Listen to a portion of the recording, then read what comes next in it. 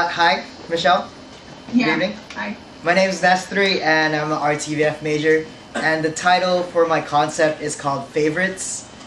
And so it's basically a 3-day adventure between two characters. One of them's named Jim and the other is named Dwight. The name's not really important. It's just there to distinguish the two people from each other. Jim is our main character. He's the guy that watches TV, and Dwight happens to be his favorite character in his favorite TV show. So on the first day, Monday, we see Jim just watching TV, laughing along to his favorite show. He's being entertained. Then the next day comes up, Tuesday, and we see Jim again watching TV. But this time we see him looking at his watch, and he sees that he's late for school. So we see him walking away, just gets out the door, and then we shift the camera over to the TV where we see Dwight looking sad because he sees that Jim isn't watching him anymore, and he likes being watched by Jim.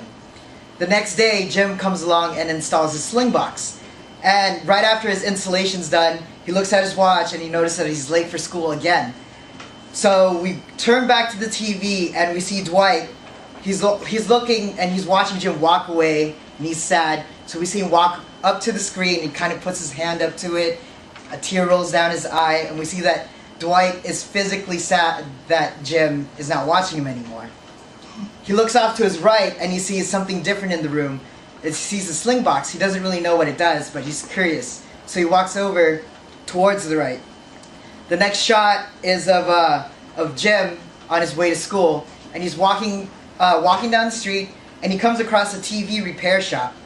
And as he's walking across, we see Dwight. He's being slung into the TVs, and Dwight's like jumping up and down. He's like trying to get his attention, but Jim's already too far ahead, and he doesn't really see Dwight on the TV.